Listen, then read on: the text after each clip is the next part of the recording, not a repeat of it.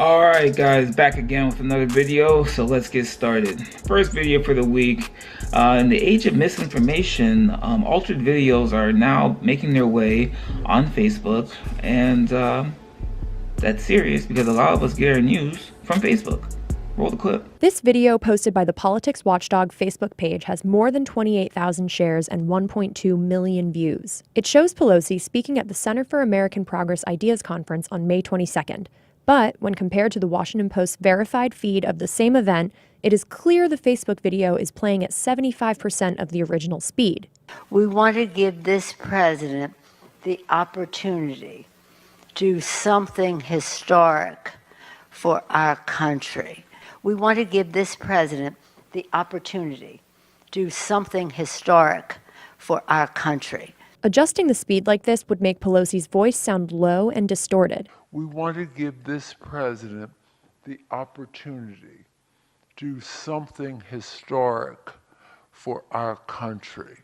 But her pitch has also been altered to sound more like her natural speech. We want to give this president the opportunity to do something historic for our country. It's unclear who doctored the original, but versions of the same video were shared by other users on different platforms, some with captions alleging Pelosi was drunk. This is not the first time video of the speaker has been manipulated to portray her in a negative light. So as you can see, the video there makes Nancy Pelosi seem like she's drunk and she has slurred speech. Now, whether you like or hate Nancy Pelosi, that's up to you. The only thing is that a lot of people make judgments off of this. And with the 2020 election coming up, I expect to see a lot more misinformation being spread, altered videos being spread, and just probably blatant, flat-out lies being spread. So I implore everyone out there, just do your own research. Verify the sources. If it seems like it's coming from some random people, doesn't seem like it's legit, go look for a verifiable source, or at least take it upon yourself to seek out the real information instead of just going off of what someone else tells you. God.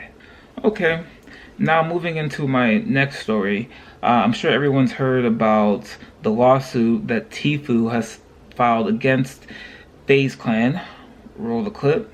Now, this contract confirms, if it is authentic, what the lawsuit alleges, which is that if FaZe Clan brings Tfue a third-party endorsement, they, FaZe Clan, are entitled to 80% of the revenue from that endorsement, and Tfue would take 20%. Now, if Tfue were to bring an endorsement deal to FaZe Clan, and if FaZe Clan were to accept it, because of course they have veto powers over that, that deal would be split 50-50. Any appearance or live touring money that Tfue would get would likewise be split 50-50 for him and FaZe Clan. Now, you may remember if you watched our previous video, or God bless you if you actually read the Tfue lawsuit, that it contends that FaZe Clan is acting illegally as a talent agency in the state of California. Well, in this alleged original Tfue contract, it does state that the parties submit exclusively to the state or federal courts located in New York, New York. You will also recall that FaZe Clan's initial Twitter statement on this whole matter is, hey, we took 0 of his Twitter money, 0 of his YouTube money, 0 of his streaming money. We only took $60,000 from the guy. We had the right to exercise this 80-20 thing, and we waived it. Well, as the contract notes, and as should be obvious to all of us, failure of a party to enforce its rights will not be construed as a waiver of such rights. In other words, just because FaZe Clan decided not to take their 80-20 split in past instances doesn't mean for the remainder of Tfue's 2-year contract that they can't just do it anytime they want. I don't want to get too sidetracked here, but there's also a clause that says he gets 3 weeks vacation, which is pretty funny. He gets the same vacation as me. Now here's where the contract gets really interesting, and the stuff about retaining Tfue for FaZe Clan in the future, even if his contract were to run its natural course, comes up. Upon lawful termination of his offer, upon termination of this contract, after it all runs out, he would be obliged for 3 months after to provide FaZe Clan with any offers from other companies and provide them with the identity of those companies and have FaZe Clan be able to match those offers within 15 days. If FaZe Clan were able and willing to match those third-party offers, he would be obliged to take them. Basically what this means is if Tfue's contract runs its natural course, even if he waits a couple months after, let's say Optic Gaming or some other competitor comes to him and wants to sign him, he is obliged to provide that offer to FaZe Clan, and FaZe Clan can say, yeah, you know what, we can match this exactly or do better, so you're still on FaZe Clan, too bad. Next comes a clause that I found particularly shocking. I've never drafted a contract or a gamer agreement for anyone, but I probably wouldn't put this in it if I did. If Tfue failed to fulfill his duties for FaZe Clan in any way, or he made disparaging remarks against the company, or he basically ran afoul of them in any way outlined in this contract, FaZe Clan, in this alleged contract, contends that they can prohibit Tfue from playing video games publicly, they state online or in live tournaments or professionally, for a period of 6 months, effective directly after his termination. They're literally saying that if they decided to, for lack of a better word, fire Tfue, he couldn't play video games if anyone was watching within 6 months. This is also another thing that the original lawsuit from Tfue filed earlier this week alleges is illegal. There's also another key point in this contract that notes that Tfue's content created under the FaZe Clan brand while he's signed to FaZe Clan belongs to FaZe Clan in perpetuity. Now, this is very interesting to me because I'm just gonna say across the board, any creator out there, whether you're a YouTuber, you make music, you're doing anything, and someone wants to sign you, look over the contract. And I'm not saying give it to your one friend that is smart or your parents. Actually pay the money to take it to a lawyer, to have them explain every single thing that is in that contract to you, and not the other side's lawyer.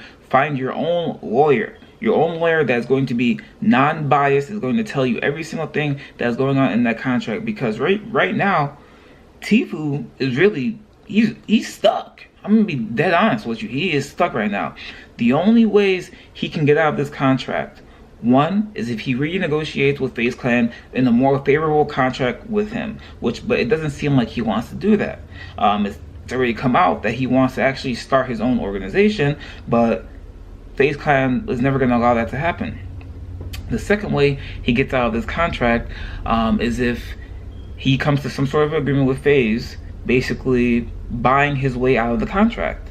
Again, but he's going to have to pay money to buy himself out, and then I don't know, because FaZe is it's not in their best interest to let someone as big as him, who's getting over 100 million streams on Twitch, has 10 million subscribers on YouTube, massive gamer, it's not in their best interest to just drop him from their group.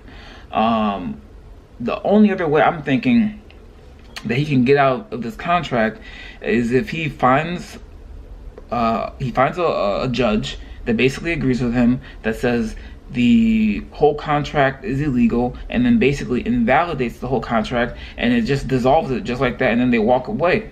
But if he goes that route, that's gonna take the longest way, and in the meantime, Tfue's gonna be on the sidelines, because if he's still signed to FaZe, what is he gonna be able to do in the meantime? Because any money he earns, FaZe has a claim on it, and if he doesn't want to pay FaZe that money, then FaZe can basically countersue him for breach of contract.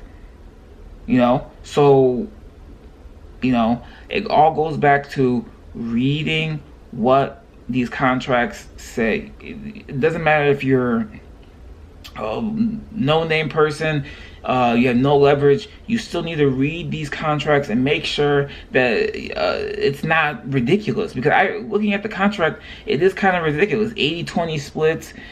No, it's a bad contract. I hope that they can work it out, but only time will tell. Now, moving on to my last story. Did you see Drake?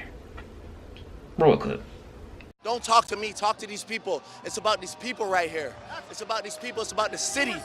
Hey, listen, we have the best player, we have the best fans in the whole NBA, in the whole world. Look around you. Look at this. We created this. This didn't exist before we were here. Look around at the square, I promise you right now. We did this. Doesn't matter what anybody says. They could say it's disrespectful, they could say it's this and that and that. Everybody's within the rules. Everybody's doing their thing. All we are is proud and passionate. We are like a college sports team. The Toronto Raptors are a college sports team, I promise you. I love Toronto, I love this team, and we're going to the NBA Finals. Let's go! I understand that Drake is a huge Toronto fan, and I'm not a big basketball. I don't know anything about Toronto. I'll be forthcoming and say that. So I don't know if in the past how close they've been to getting to a finals. But tell Drake just to relax, man. We get it. It's your home team. You want them to do well, but just chill out, okay? Just let them do their thing, and let Milwaukee do their thing as well. Like, you don't need to come out there and have an impromptu conference or whatever. Toronto's a college team. This is a college town. What are you talking about, dude? Just chill out, relax, okay? Just relax. Sit on the court side, drink a mimosa, whatever it is you drink, and just watch the game like every other person, man. That's it. But that's gonna be it for me. You guys have a good day.